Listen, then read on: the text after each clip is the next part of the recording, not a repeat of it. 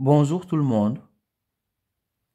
Dans cette vidéo, nous allons trouver un nombre entier qui est entre 50 et 100, qui est divisible par 2 et par 4, mais qui est aussi un multiple de 3 et de 5. Donc ici, il y a plusieurs manières de répondre à cette question, mais je préfère, pour la résolution de ce problème, utiliser les critères de divisibilité pour vous faire un rappel. Donc ici, ce que nous allons faire dans un premier temps, comme c'est un nombre qui est un multiple de 5, nous allons noter tous les nombres entiers qui sont des multiples de 5, qui sont entre 50 et 100. Donc, je commence par 50, donc 55. Les nombres qui sont des multiples de 5 se terminent par 0 ou 5. Donc 50, 55, 60, 65, 70, 75, 80, 85, 90, 95 et 100.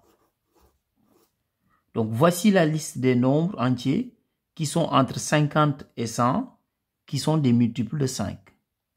Mais nous, le nombre qu'on veut trouver, il est divisible par 2. Qu'est-ce que ça veut dire? Ça veut dire tout simplement que c'est un nombre pair. Donc dans cette liste, nous allons barrer tous les nombres qui ne sont pas des nombres pairs. Donc on barre 55, 65, 75, 85 et 95. Et on sait que le nombre que l'on veut trouver, c'est aussi un nombre qui est un multiple de 3. Donc de la même manière, dans la liste, nous allons barrer tous les nombres qui ne sont pas des multiples de 3. Donc ici, je vous rappelle les critères de divisibilité par 3. Donc pour savoir si un nombre est divisible par 3 ou pas, on fait la somme des deux chiffres ici et on regarde si le résultat est un multiple de 3 ou pas. Donc si on fait 5 plus 0, c'est égal à 5. 5 n'est pas un multiple de 3, donc je peux barrer 50.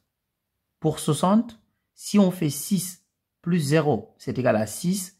6 est bien un multiple de 3, donc pour l'instant, on garde 60.